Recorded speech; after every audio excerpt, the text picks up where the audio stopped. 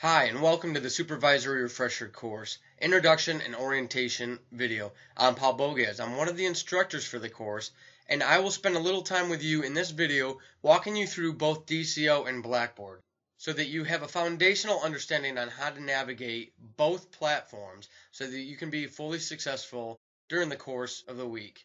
Each instructor runs their sessions slightly different, so what you see in this tutorial video may not be exactly what you see in your classroom. What you see over here in the screen around me is my DCO classroom. You'll notice that I have a few boxes, which we call pods, populating the screen. In the middle, over here, you see my gathering activity. It's just something I like to do. I like to open my class with a little bit of discussion. Your instructor may or may not include this activity in their class. When it comes to learning how to navigate and operate all of these things around us here in DCO, your instructor will walk you through it, but will also include a complimentary video within this tutorial to really break down those basics so you have a great understanding of just how to operate in DCO. Quite often the instructor staff will hear back from students before the class even starts about their trepidation of taking a course online. This course is very robust. You're going to be working hard, but don't let that hinder, discourage, or stop you from fully engaging in the course. All of the instructor staff are dedicated to ensuring that all of you meet not only our objectives for the course, but your personal objectives for learning as well, to the best of our abilities. One of the last things that we want stopping, hindering, or becoming a barrier to your learning process is technology. So after this tutorial, if you still have questions, make sure that you attend your instructor's particular supplemental live webinar for further clarification. While many people may enjoy the traditional classroom setting, online learning is the way of the future. Technology is an absolutely wonderful thing, giving us great power right at our fingertips to leverage learning. Whether you're a pro at online learning or completely new, we understand that online learning isn't for everyone. Though it may be the way of the future, some people just don't enjoy it. Depending on where you're stationed in the network requirements at your installation, you may experience long delays in page loading, and video playing, and discussion board loads.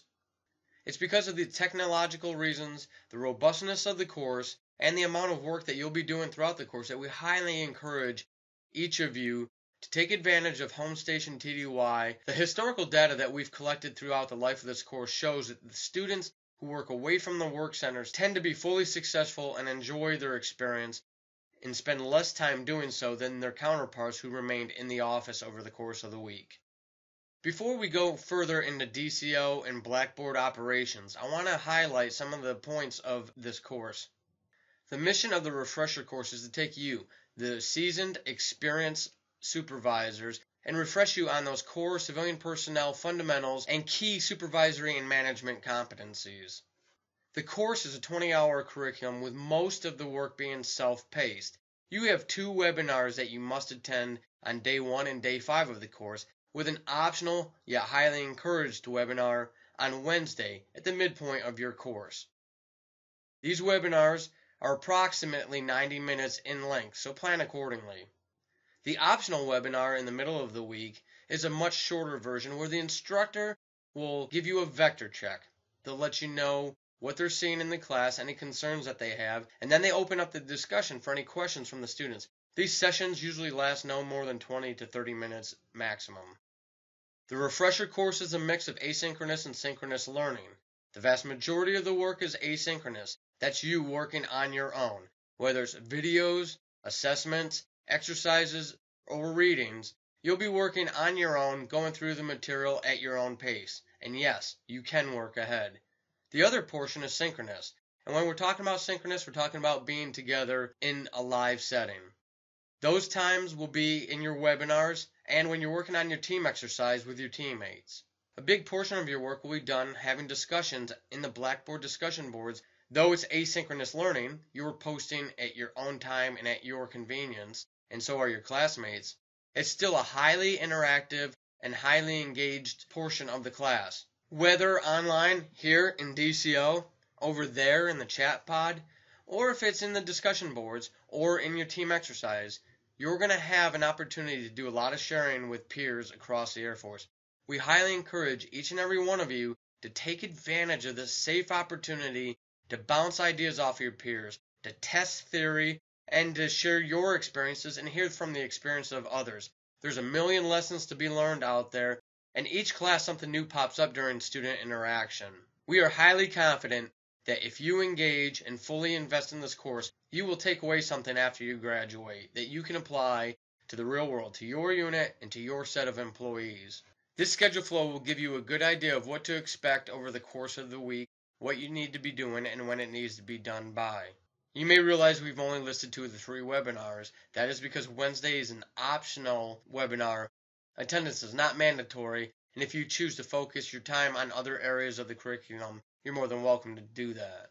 We will look at the schedule in further detail once we get into the Blackboard walkthrough portion of this webinar. This is a very robust course. You will be very busy. If you choose to work from your work center, or if you don't have a choice, please understand that you may end up spending more than 20 hours on this course next week. One of the very first questions we get asked by students is, why do we have to take this class? Well, as you can see over here by the 5 CFR, this is why you need to take this course. All agencies are required to provide recurring training for supervisors, managers, and executives at least once every 3 years following that initial course. Furthermore, you can tell by the bullets over here what is required at a minimum to be covered in training. We understand the nature of the business. We understand the demands on your time.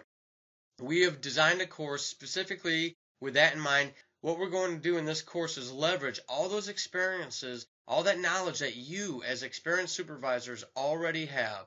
We're going to challenge you to elevate your thinking and maybe challenge some of your biases and perceptions that you have over the course of the next week in order to take a fresh perspective back into the work center with you after you graduate. The refresher course is a facilitated course. What does that mean to you? There isn't going to be a lecturer. There's not going to be a teacher. There are facilitators. I'm one of them. What we do, again, is we guide discussion based off of some of the topics that we need to cover in the course and leveraging your experience and your input and creating a dynamic, energetic discussion about topics of interest to supervisors, managers, and executives across the service.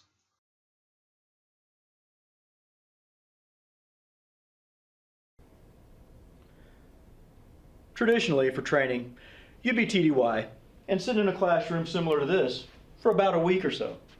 You'd have an instructor presenting things through PowerPoint, through video, through media. Towards the last couple of days, let's face it, you wouldn't quite be fully engaged. You'd be worried about the trip home, about your family, about your office, the work that's piling up for you when you get back. In our blended learning platform, we do our best to take these concerns away. Now, there's 2 aspects of it. There's a synchronous as well as an asynchronous model. Okay, the synchronous is basically you have to attend at a specific time. These are going to be webinars with your instructor, and you're going to get some face-to-face interaction with them on a weekly basis. The asynchronous component is your coursework, your readings, activities that you can do on your own when you find 10 or 15 minutes here and there. We use 2 different platforms to get these missions accomplished. The first one is DCO. The second one is Blackboard. I'm going to walk you through what each of these accomplishes for you.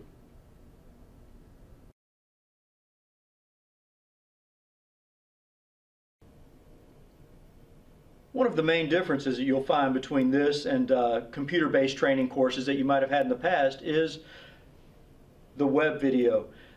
Basically, this is a pretty much face-to-face interaction with your instructor. So where you actually have somebody real-time, a real live living person instructing you in the course materials rather than just pushing a button and hoping you get the right answers.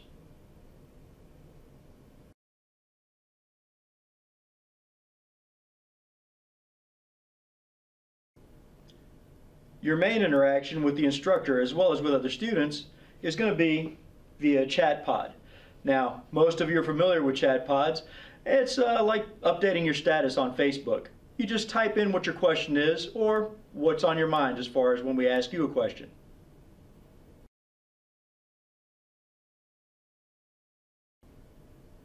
From time to time, your instructor is going to ask you yes or no questions. And rather than seeing yes or no answers scroll by at about 100 miles an hour on the chat pod, what we'll ask you to do is a status check. Let's walk you through some of the things that you can take. First things first, you'll see an icon with a guy who's got his hand raised, and this is obviously a I've got a question icon. If you press this button, it kind of immediately alerts the instructor that you have a question, and then you can go ahead and type it in the chat pod. Then, if you'll notice the drop-down menu beside him, you'll have a little bit more specific things. An agree, a disagree, a step away, and a couple of other options to let you interact directly with the instructor. One thing that you'll typically see in our webinars is an attendee list. Now, basically, it's a graphical representation of who your classmates are, who's in the webinar with you. And there's a couple of other functionalities that we can do with it too. Let's walk through those. One of the most important features of the attendee list is the ability to start a private chat or a private conversation with either your peers or with the instructor. Now, we do recommend that you have discussions with your peers, but please try and stay on topic. I mean, after all, you are in class. A quick indicator that you have a private chat pending for you is this little golden tab that will appear immediately below the chat pod. If this tab is glowing gold, click on it and you'll be able to chat back directly to the person that sent you a private message. Another useful tool your instructor has is a poll pod question. Now, a poll pod question is just that. It's a poll pod. Basically, there will be a question with several varied answers, a multiple choice answer, if you will.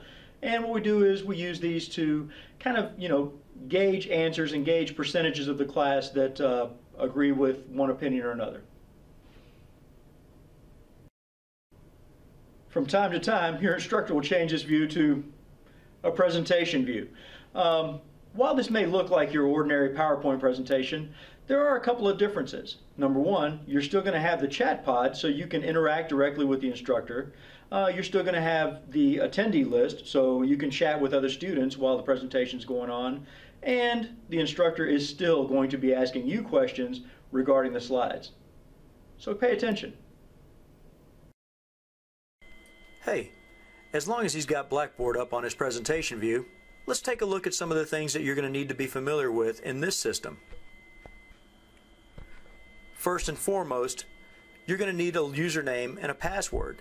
Don't worry, our expert registration team will send these to you via email. Once you do get logged in, the main page is full of lots and lots of information. If you look on the left-hand side, one of the most important things under Tools is going to be Grade Center.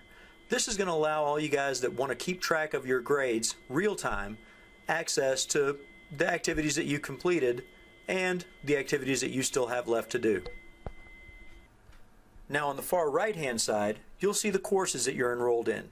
Now, I have several courses that I'm involved with, but you as a student will probably only have one, maybe two tops. When you click on one of the courses you're enrolled in, you'll go to a landing page, and typically it'll look something like this, with announcements in the center, and off to the left-hand side, a navigation pane. You'll notice that if you hover between the announcements and the navigation panel, you'll get a gray bar that will allow you to remove the navigation panel. Now, if your view for some reason pops up and you don't have the navigation panel, simply hover over to the far left of the screen and you should be able to reactivate it, like this. While you're in the navigation panel, you should be able to see pretty much all the components of the course that you'll be able to work on online. Now, again, keep in mind that different courses have different requirements, but don't worry. Once you get to your live I&O session with your instructor, they'll be more than happy to walk you through the course specifics. On behalf of all our instructors, I'd like to thank you for your attention through our short walkthrough of these platforms, and wish you success on completion of your course. Now you probably feel a little more comfortable navigating both DCO and Blackboard. What we're going to do next is we're going to give you a walkthrough of the Supervisory Refresher course. Again, pay particular attention to where things are located and what your requirements are as we go through this tutorial. Once the course launches on Monday, we're going to hit the ground running and you don't want to be left behind. Now that you've watched that introductory video to DCL and Blackboard, you already understand not only where to find your course, but where to find your grades for the course. Knowing that, I've already launched us into the Supervisory Refresher course. Anytime you access your course through that link in the main page in Blackboard, you'll land here on the announcements page. When you get to the announcements page, one of the important things to remember is the reverse chronology of this page, meaning that all posts are listed in order of newest post to oldest post. So for example, on the screen in front of you, you see some video posts at the top of the page. As I scroll down, you'll see some other pointers and tips for success in the class. The neat thing about the announcements page is once you've reviewed it once, you just need to keep track of the new posts. You can do that by going to the landing page itself and checking on the top post to see if that's the most current and if you've read it. Additionally, another way to know whether or not you've missed a post is by looking on your main Blackboard landing page. Anytime a new announcement is made, you will see a sub-bullet appear underneath your course hyperlink. As we walk through Blackboard in this tutorial session, I'm going to point out some of the highlights that I want you to take away. One of the highlights on the announcements page is this team assignment block. In here you'll see the 888 number that you can use to teleconference with your teammates for your team exercise project. One of the areas I want to highlight on this announcements page is this team assignment entry. You'll talk about this more with your instructor on Monday, but I want to highlight where it is located now so that you can find it when you need to get to it. This is for completing your team assignment. We provide you with a 888 number to use to complete your team exercise, and you'll note that each team has a dedicated phone extension to use in the teleconferences. A reminder, when you're using these phone extensions, you must dial the full 4-digit extension and the pound sign. Next, I'm going to navigate over to the course information link in the navigation bar. This is the course information page. You'll see that we've provided the navigating this course video that you just watched in Blackboard as well, in case you need to review it once more. We've also listed the course objectives, some information on the teams, and an optional video on the Acre Center introduction. What I'd like to draw your attention to at this time is that you'll note that each of these entries has a Mark Reviewed box underneath them. Once you've reviewed the material, please go ahead and mark it as reviewed so your instructor knows that you received the critical information you need to be fully successful in the course. At the bottom of this page are our 3 policies that govern this course. Please take the time to read through those, understand them, and ask any questions. They're critical to your success in this course. On the staff information page is where you can find all of our contact information. You'll find our phone numbers, our office hours, and alternate emails where required. Scrolling through this page, you'll see a list of all the instructors and assistant instructors and registrar personnel. Additionally, at the bottom of the page, you have links to the bios for the instructors for this course. Now to the syllabus page. Our syllabus is what you might expect to see in one of the college classes that you've taken previously. You can see here that we highlight again the importance of understanding that this is a 20-hour, 1-week class. You can expect to spend 60 to 90 minutes per webinar online and an additional 30 minutes in the Day 3 Vector Check webinar. Though DCO is only accessible when your instructor is open the classroom, Blackboard is accessible 24/7 and from personal computers as well. Further down in the syllabus, you'll see that we've broken out each day's curriculum in more detail for you. Below your daily curriculum, we also have expectations of you. And then below that, we have the SRC schedule checklist. It's a neat little checklist to help you keep track of everything that you've accomplished and need to accomplish for the course. It helps you understand what is required and what is optional. This is not the only place where you can get this checklist. You were sent it in your pre-course email, but if you don't have that anymore, just contact your instructor during your supplemental I&O to find out how they can get you another copy. Let's move on now to day 1. For days 1 through 5, you'll see a small overview each day, heading each page. One of the things that we want to highlight on this day one page that you need to be aware of is a basic supervisory skills knowledge assessment in the red link. This assessment must be completed before your day one webinar, and you must score a 70 or higher on the assessment. You will be able to take this assessment multiple times. After you take the assessment, you will have a self-remediation on all the answers that you answered incorrectly. So let's show you a quick example of the assessment so you understand how to navigate through it. By clicking on the red hyperlink, it will take you to the launch page for the assessment. From here, you would simply click continue to get into the assessment. This is a 50-question assessment which measures your retention of information from the Civilian Personnel Management course. Please plan accordingly so you can complete this assessment in one setting.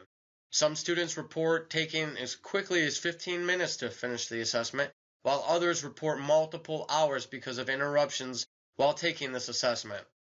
Please give yourself enough time to complete the assessment in one setting. Again, it's a 50-question assessment, and what you will do is you'll select the bubble for each question. For this question, I'm going to select answer A as my answer. I don't know if it's right or wrong. I simply want to answer it.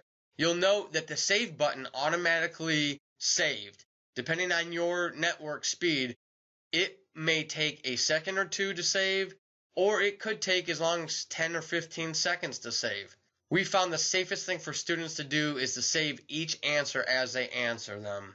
Now, without giving away the rest of the assessment, you'll go through the same process for all 50 questions. At the bottom of the page, you will see the same two buttons that you see at the top of this page, to save all your answers and to save and submit. For the purposes of this tutorial, I'm going to save and submit and show you the next screen. Here's a pop-up you'll receive if you've missed answering any questions. As you can tell from this test, I simply answered the first question, so I have 49 more I need to finish. I'll click OK to submit my assessment anyways. For you, if you've missed a question, please don't submit until you're ready. Here's the confirmation page that your test has been submitted. It's not very intuitive, but you can find out your score immediately without having to go back to your main Blackboard landing page. How do you do that? You scroll all the way to the bottom of this page, and in the bottom right corner, you'll note a very faint OK button. Click that and it will give you your results. And this is what your score sheet will look like when you finished your assessment. You can see that I scored a 0 out of 100, and it took me 1,000 hours to accomplish that. Hopefully you'll be more successful than I was. As you scroll down through your assessment feedback, you'll see that we've given you your answer, the correct answer, and then if you were wrong, we provided the AFI or the resource for where you can find that correct answer on your own. We've also provided a short narrative to kind of help you understand why your answer wasn't necessarily the best answer. Additionally, you'll see a hyperlink in the bottom of this screen that takes you to the particular reading for this question.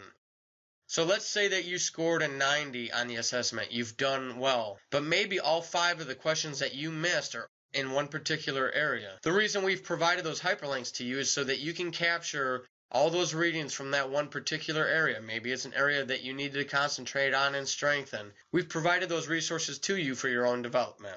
Back on the day one page, underneath the assessment is another important area of the course, one that always draws attention from the students. This is the team exercise introduction and assignment area. It's your introduction to your team assignment. During Monday's webinar, you're going to find out who your teammates are. Many students wish they could find out who their teammates were before Monday's webinar. Please understand that we can't construct teams before then because of student drops right up until that webinar date.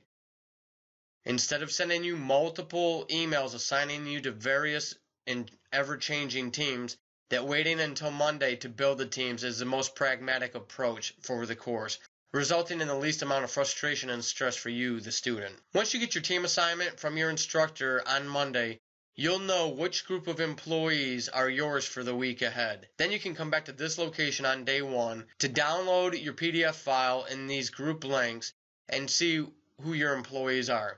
Additionally, one more critical tool for your success in this course is this hyperlink at the bottom, which provides a Word document template for your use during the team exercise. Your instructor will go over this in more detail during Monday's webinar. Next on day one are the hyperlinks for the various webinars. Depending on your network settings, you may not be able to access your classrooms via these links directly. You may have to clear your cache. You may have to change your compatibility mode. You may have to close out of your internet browser and relaunch it completely. You may have to hand type this URL into the URL bar of your internet browser. Unfortunately, we don't have a one-fit solution for everyone. If you still can't access the room, please reach out to your assistant instructor as soon as possible to make sure that you can gain access. Below that is a CPMC curriculum where you can download all 3 modules. Your instructor may provide these files in your DCO webinar as well. And then lastly, each day will have an orange link at the very bottom of the page for daily feedback. Please consider taking a few minutes to provide your thoughts for that day's curriculum. You will still have a chance to give a formal assessment of the class at the end of the course. However, the daily feedback is critical in your instructor being able to adjust on the fly, to address the needs and concerns of the class as it's ongoing. Outside of email, this is a very effective way for your instructor to take the temperature of the class and adjust as necessary. So thank you for your time in doing that. Next, we're going to navigate to day 2. And for the purposes of this tutorial and in the interest of time, while we cover day 2, we'll be talking about days 3 and 4 as well, because all 3 of these days are structured the same. At the top of each page, you'll see an overview again for that day and a right click here to save the target for the files for that day. Again, contact your instructor for additional download options. Below that you see a video. For all videos in this course, you'll see that the link to the video has a film icon beside it. Use this as the main way to get to the video. If your network settings don't allow you to use it, underneath that you'll see we always provide alternate links to videos, typically in the form of a YouTube channel. Unfortunately, some base network settings don't allow students to access videos via the master thread or via the YouTube links. If that's the case, we've also provided a PDF file for the transcript, which you can see here. For days 2, 3, and 4, you'll see a lot of things that look like this. Building trust and confidence, leveraging diversity in the workplace. Some students think that all they have to do is read the narrative on the landing page for each of these sections. Note that we have a folder icon over here. That folder icon is just like tangible folder in the real world. It means there's things inside of it. You will need to click on the hyperlink to access each area. This is the Building Trust and Confidence area. As you can see, there's videos and readings in this page. Each curriculum area is similar. Make sure that you're always paying attention to what is optional and what is mandatory. Below that is leveraging diversity in the workplace. You also have to access that folder to see its contents. As I scroll down, you'll see there's an introduction, there's a video with alternate links, there's a reading and then an optional reading provided, and then down here at the bottom of the page is a pause for reflection. These pauses are exactly like they sound. Myself and Mr. Schooley, the other designer of the course, deliberately designed these pauses into the curriculum for you.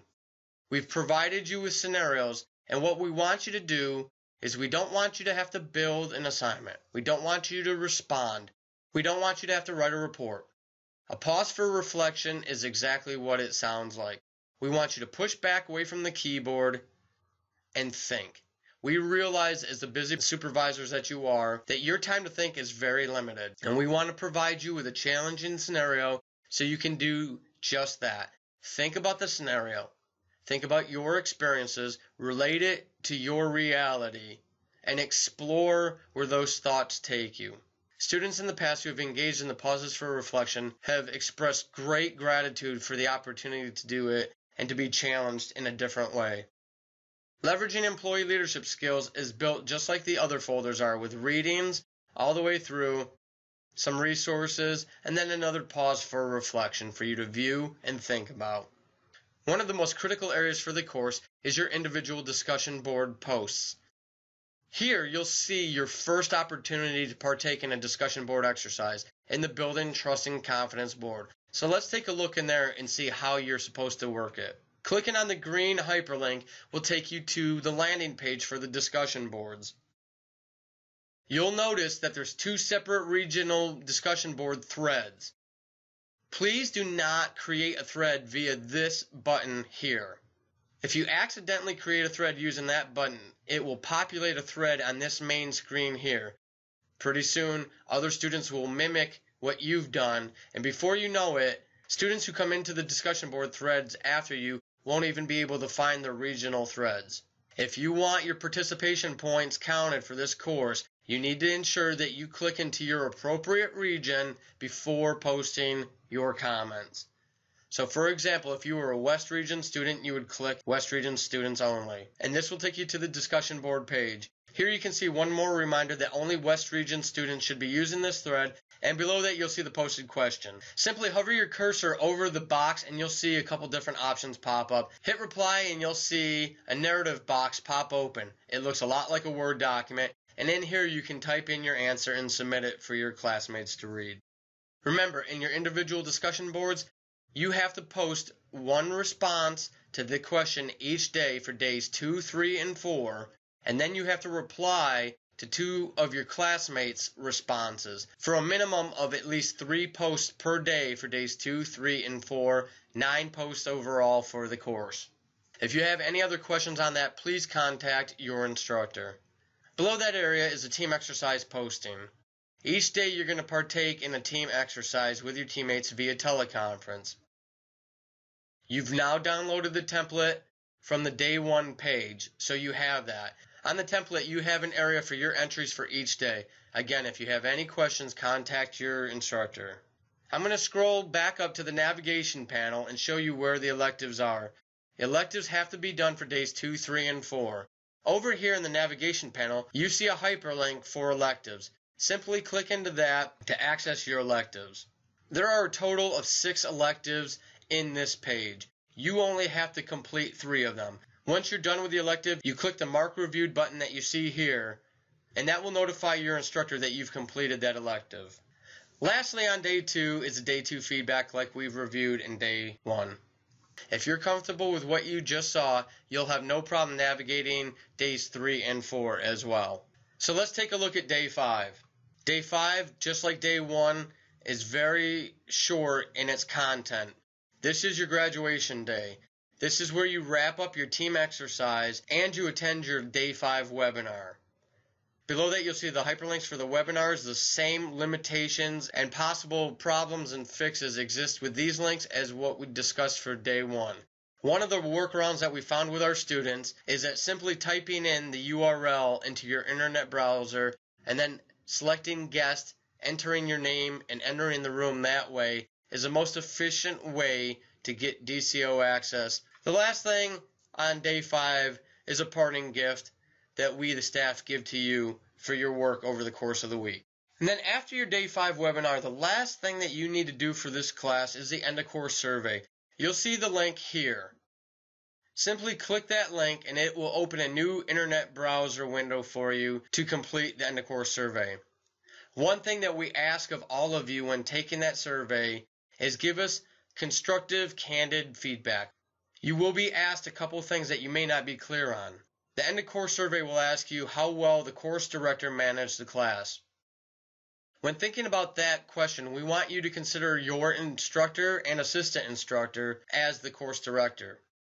Additionally, you will be asked about the most effective and least effective areas of the curriculum for you. You'll also be provided a narrative box to give us some specific feedback about why you rated those areas like you did. We would ask that you detail which curriculum area you're specifically talking about when providing that narrative. These surveys are anonymous, and as instructors, when we receive this feedback, it's aggregated into one large report split out by sections. So we cannot make a correlation between the ratings of each curriculum area and your narrative feedback. So for example, if you say, I picked this area as my most effective because it provided me with tools I hadn't even thought about, we as a staff can do nothing with that because we don't know which area you're talking about. Instead, please say something like, the building trust and confidence area was the most effective for me because, and then give us your reasoning. That helps us tie that all in together. So at this point, we've walked you through DCO, we've shown you an introductory video, we've told you why you're receiving this training, and we've walked you through Blackboard. It was a lot for you to absorb, and we realize that. You probably still have a ton of questions. Remember to keep your eye open for your instructor's email on your supplemental Introduction and Orientation webinar.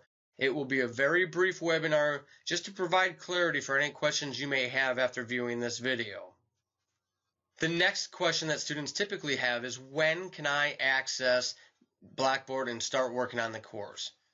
The first duty day of your orientation week is when you'll have access to Blackboard. You need to ensure that you can get into Blackboard successfully before then. You don't want to wait till the last second. So before we go any further, I want to give you your first test for this class. This test is simply this. Click on the hyperlink for Blackboard and see if you can log in with the information that you were given by the school. Go ahead and do that now. Okay, hopefully you were successful, and now you know you have access to everything in Blackboard. You can start working on as much as you want to now. We highly encourage you to not wait until the first day of class to start working on this stuff. Remember, your assessment has to be done before your day one webinar. In addition, you're going to be working with your classmates on your team project next week. The more you get done now, the better experience you're going to have next week in class. If you weren't able to get into Blackboard, make sure that you reach out to your assistant instructor as soon as possible to have your username and password sent to you. So now you've got access to Blackboard, you know how to use DCO, you know where to go for the first day of class. You also know that you can start working ahead on as much of the asynchronous stuff as you can or would like to. You're fully armed. You're ready to be successful. So we'll see you in the classroom. Until then, happy supervising.